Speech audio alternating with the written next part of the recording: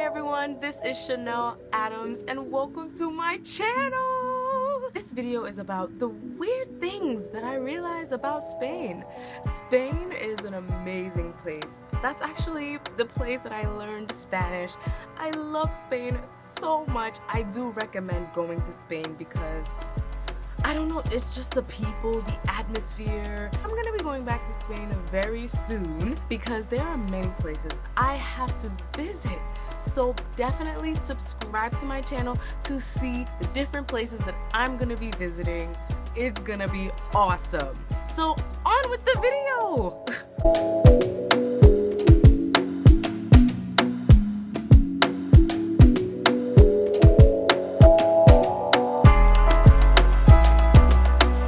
So the first really weird thing about Spain is that they're really touchy people.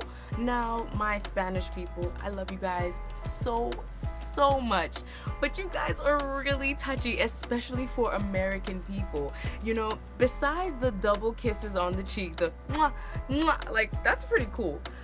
When I was on the train, the metro, el metro, oh my gosh, it was kind of like weird because here in New York City, when you're in a crowded train, you tend to try to give other people space. I think it's kind of the same way in all over the United States, where you give people their space because, you know, in America, we're kind of distant people. In Spain, they call us cold people, but we're kind of distant people. So when I was in Spain and I was on the El Metro, basically they were, you know, kind of rubbing up on you. At least it felt like that. Even when, say, like my hand was on the pole and I'm waiting for my stop, I'm on the pole thingy, you know, holding on, and then somebody would come on the train and they're holding on too. I'm waiting and their hand slips and it touches my hand. And I'm just kind of waiting for them to move their hand, because in New York it's like, oh, sorry, I didn't mean to, you know. But they're kind of just there, and they just kind of keep it there, and it's so awkward. So I'm just like, okay, I'll just move my hand, okay. But you know, after a month, I actually got used to it. They're really into touching, cariño. Oh my gosh, que bonita. Ay, ay, ay, ay. You know, they touch your face, they touch you. It's weird. It's weird for an American person. So if you're traveling to Spain, please be aware they are touchy people, but it's out of love. They're just very loving people, okay? They're very loving people. So that's kind of what their culture is about. That culture is a touchy culture. But I found that so weird, especially my first month. Whoa, really weird. Okay, this is a really weird one. Basically, when I was in Spain, there was this thing all over the news about this married couple trying to name their child Lobo. Now, if you are not familiar with the Spanish language, Lobo means wolf. So apparently in Spain, it is illegal to name your child a name that doesn't exist or that the government doesn't approve of. Now, this is so weird because here in the United States, you can name your child whatever the heck you want to name it. But it's like so strange because this couple were fighting. They were fighting to name their child Lobo, which, you know, it's kind of weird to name your child Wolf, but there are people that are named Wolf here in the United States. However, in Spain, it was such a huge controversy because it is not their law. Their law is basically you have to name your child Maria, Juan, Javier, Pablo, Carlos. You have to stick with what they name children. You know, it was such a really crazy controversy, and actually it was on the news for a really long time. It was like every day. I was in Spain for 3 months. By the way, if you want to check out my vlogs in Spain, just click here. But yeah, it was like such a big controversy. My whole 3 months there, every news station was talking about it, so it was a big deal. The other weird thing about Spain was the dinner time. So basically, I was an au pair, and I definitely will make videos about how to be an au pair, what questions to ask the host family, and all that good stuff. So definitely subscribe to my channel for more of that.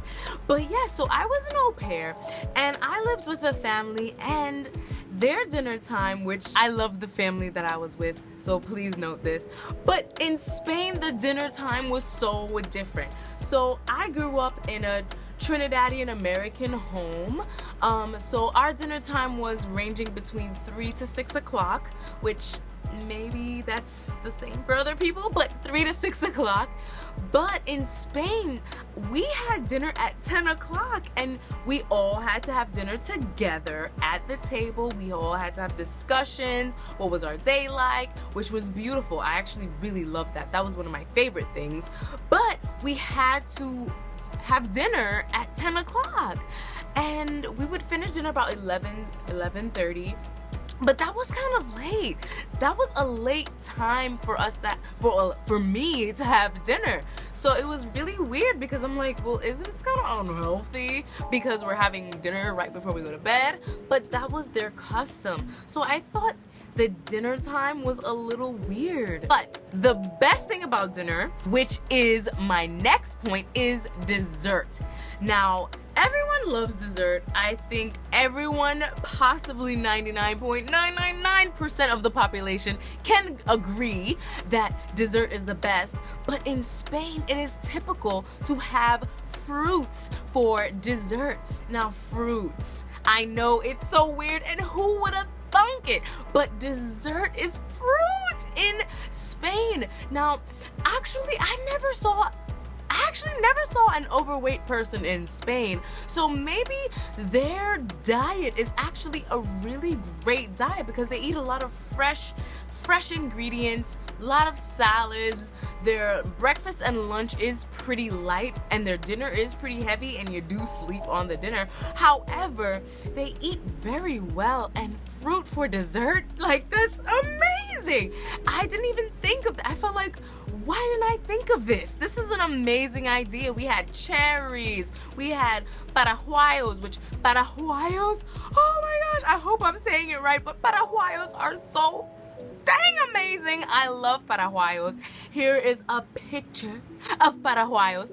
I think paraguayos are like the best fruit ever to like mankind. But yes, it's like really great.